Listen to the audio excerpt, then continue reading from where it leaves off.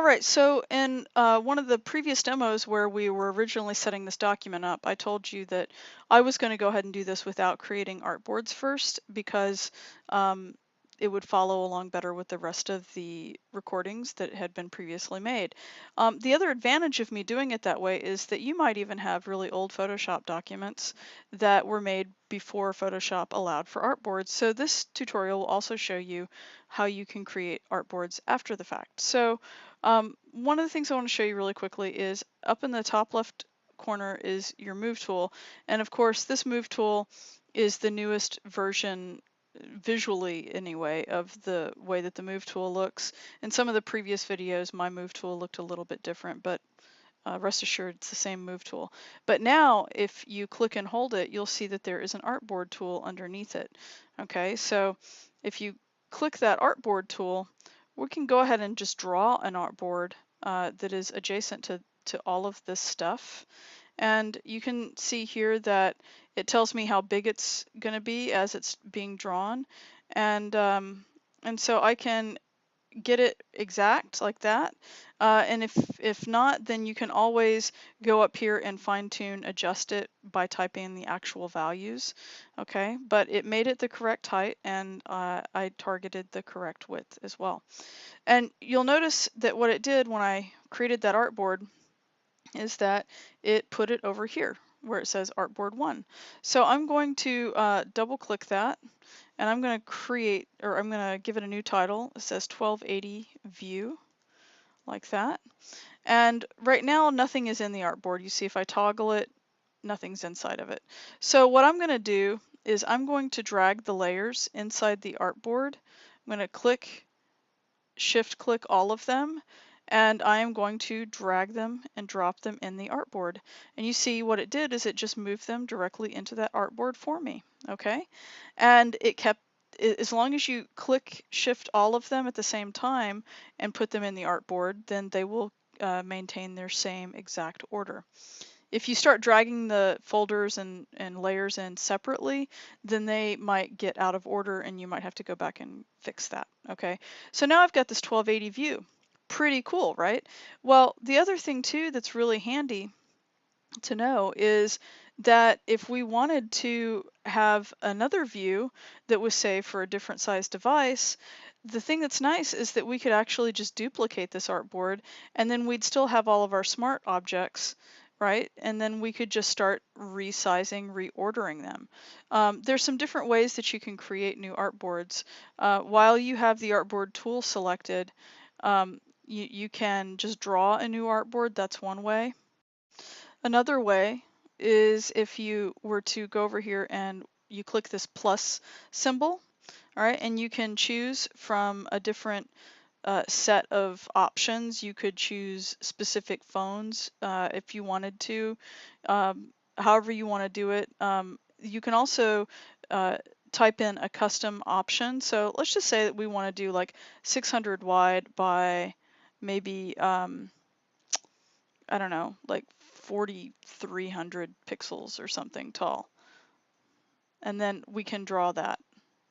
And then I click and it automatically draws it for me. Okay, and so now it's showing me the second artboard. So if I wanted to, what I can do is take this artboard and start putting stuff in it. I'm going to go ahead and just delete this new artboard that I made and show you another mechanism for this. I can collapse my 1280 view artboard, and because I know that I want almost all of the same assets to be in my other artboard, I'm going to go ahead and duplicate this artboard by dragging it down to the new page icon, and I'm going to change this name to 600 view. And we're actually going to modify this artboard by going up here and changing this from 1280 to 600. This is another option, and then it's going to have to reflow and be really, really, really long. And so we're gonna, let's just start with like, I don't know, 4,300 pixels or something like that. And then you'll see that it is really long. Now, you might be wondering like why I would want to do that instead of just putting new content in. Well, the thing is I can just rescale stuff, and that in a lot of ways is much easier. And so you can kind of re-envision how you would want this to look.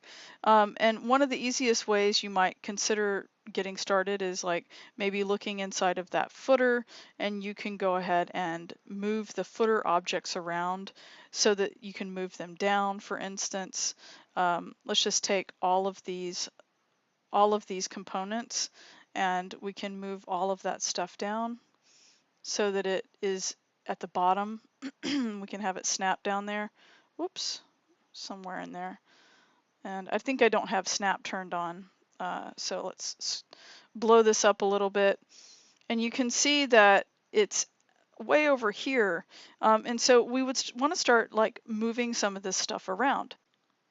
What you'll also notice if you look over to the left, that as soon as I moved that stuff, you'll realize is that the footer is now empty, right? My 600 footer is empty because all of that stuff, it seems like it's not quite fitting properly in the footer anymore. And so I could drag it back into the footer like this, but the problem is it doesn't want to go in there because it's seeing that it's sticking out of the footer. Okay, so we can make some modifications little by little to each of these sections, and that's one of the reasons also that your organization would be really important as well. So for instance, like if I wanted to make a decision first of all about this logo, which would be right here. If I turn it off, I can make sure that that's the correct logo. I don't think that I'm going to want to keep that. I think what I'll do is I'll take this text and I'll move it over. Probably need to make it a little bit smaller and then have the top button next to it. So I'll just take this logo and I'll put it in the trash. And then the footer, let's just go ahead and let's change this footer background so that it fits within the artboard. Okay, so to do that, I can, first of all, I'm going to select the footer background, and then if I do a Command T or Control T, what it will let me do is give me a free transform tool, so I can just drag it in like this and it can snap. All right, the other option would be I would have to take the direct select tool, this white tool, and grab only the anchor points on the right end and drag it over. All right, so now that that footer fits, I can actually drop it. I can actually go, oh, I have to commit to it by hitting the enter key. I can actually take this and I can drop it back inside the footer, and now you'll see that the footer will accept that because it fits. And so you could do that with each thing that is sort of sticking outside. So this text right here, I can take my move tool and move it over to the right, and you see it's going to be too big to accommodate this, so I need to make some modifications to the size, and so that I'll know how big I want it to be, I can also then go ahead and take this top button.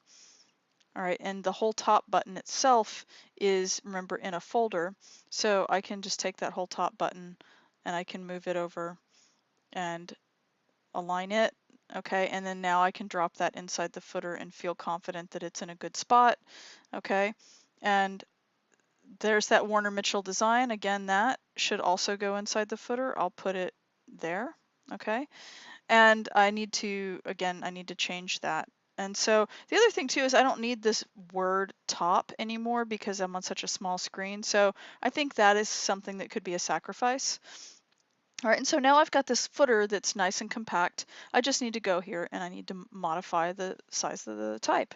All right, and so if I take my type tool, while that is currently selected, I can go and I can adjust my points, and then I can see how big it needs to be so that it's a comfortable fit and make those decisions. Now, that's what you'd kind of need to do for every one of your sections until you can be comfortable with the way that each of these things is going to look. And then whatever is left over at the bottom, you can literally just take the Artboard tool when you're finished and you can lift it up so that it basically is behaving as a crop tool.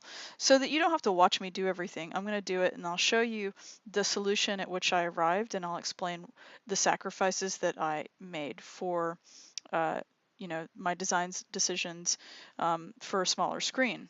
All right, so this is what I finally arrived at in terms of making this reflow, and you'll see that there are some subtle differences, and I'm going to walk you through why I made the decisions that I made. So let me first blow this stuff up. We'll start going through the decision process here, and I'm going to collapse that so we have a little bit more room. And the other thing too is that my artboard could be a little bit closer, so I'm going to literally just take this artboard and, oops, that was a mistake. Let's try this again. Choose my artboard tool and let's move the artboard by grabbing it and moving it over. And you'll notice that when I tried to grab something in here, it switched to the move tool. So I have to grab the title of it and scoot it over. Okay, so this way we can see them side by side a little bit better. Okay, so one of the things, the first thing you'll notice is that I collapsed the menu. Here we have three options. Here we've got just a little button that you could click and it would open up. I didn't show you that option in terms of creating a third artboard, but that's something that you could also do to show different states.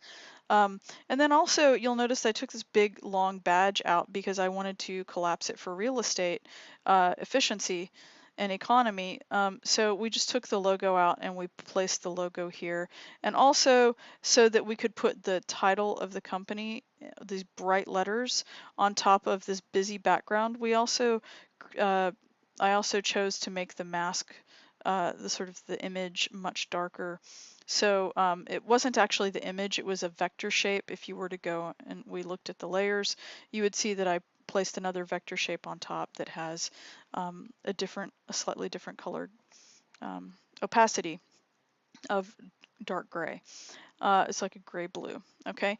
And then basically you have a lot of the same stuff. You have the We Are Interior Designers. You've got the same picture galleries that would be here, except that they take the full width. You've got the lorem ipsum stuff, right? And then you've got our team, and you see that we went from having 6 in a single row to having 2 in each row, okay? And it looks like, oops, it looks like I didn't center these, so that would be something that I would need to go back and do. But for the sake of this demo, I'm not going to take the time with it. But anyway, that's the kind of thing that you should always go back and look at, and also for misspellings. Okay, and then you've got the contact us, and you'll see that we eliminated the Google Map API right there, and we've just got a message, and then we place the Google Map API down at the bottom. And then we've got the social stuff, and then you'll notice here, this is what we ended up with the smaller type, and a different, made sure that everything was in alignment, and we've got this button without the word top next to it. Okay, and then I shortened the artboard so that it would clip right up to the edge. Okay, and then you see that it's basically the same experience on 2 different device sizes. Okay, and so that's pretty much that. All right, and that's the way that you would make multiple artboards, and you can modify your assets, and they're the same assets. And it's a great way to start getting into like user experience, user interface design. Okay, because even if you're a graphic designer and you never want to look at code, this kind of stuff is going to be expected of you at some point, most likely. In addition, even if you didn't use this for web, you would be able to do print campaign stuff like this. So like if you had to do something, with a poster design like for a bus stop station, or and then also you had to produce a postcard with it, there could be lots of different print output types that you would have to produce for the same print campaign. So understanding how to do this same kind of thing, like for grid structure and artboards, it's all still very important. Now, the last thing I want to show you that's really also important is, first of all, you should save it. I already did this to save some time. I saved a copy of this that is called All Views with Artboards Final for Output.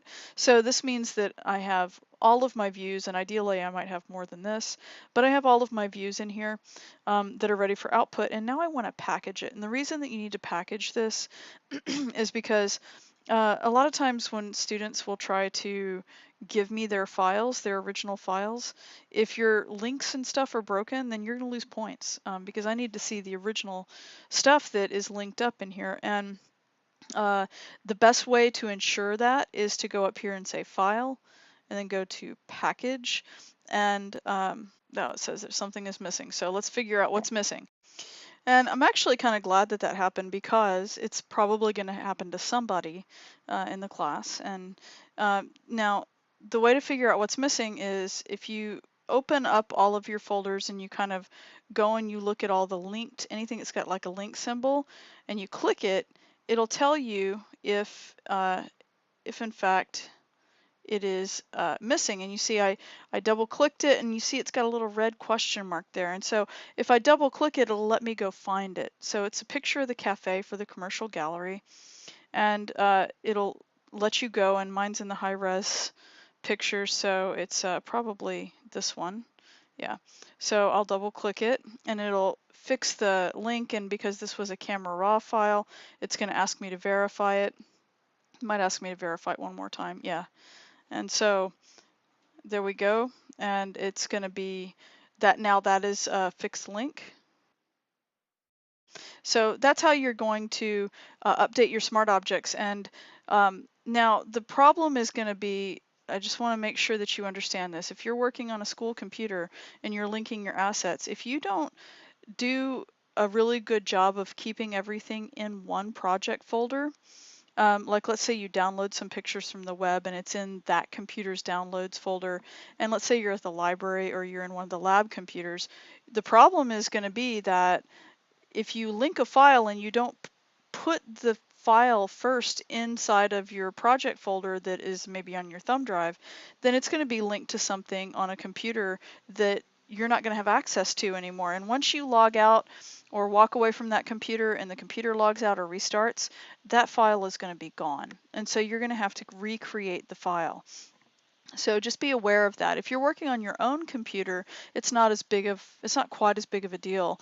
But you can also link files from your library so that you don't have to worry about that happening. If you're a CC member, like if you have a subscription to Adobe Creative Cloud, then you can upload your assets and they'll be in the library in the cloud, so that you never have to worry about that problem, as long as you're always logged in as yourself on the computer where you're using Creative Cloud.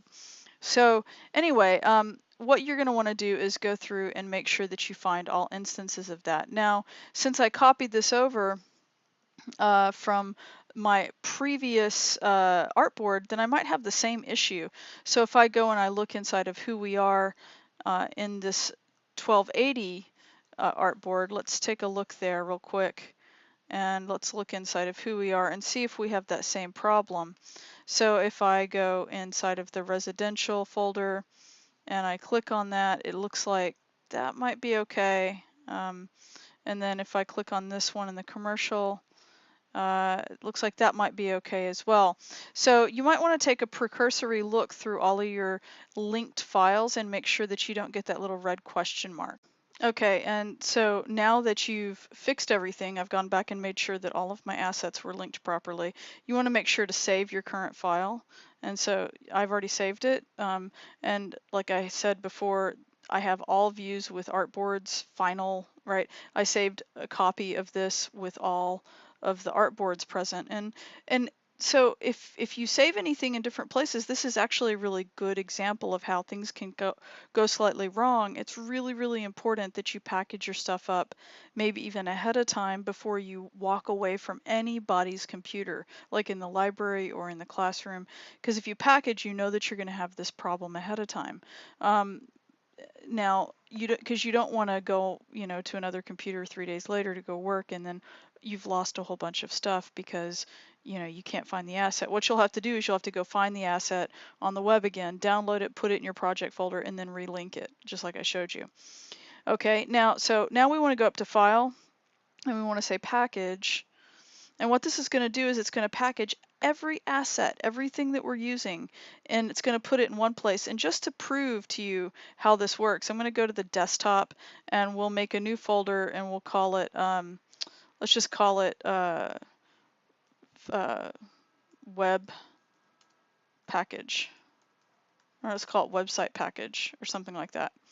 All right, for right now, I'm just going to put it in a folder, and it's going to create another folder here. So I'm going to choose that, and it's going to package the file, and it's going to produce everything in that folder.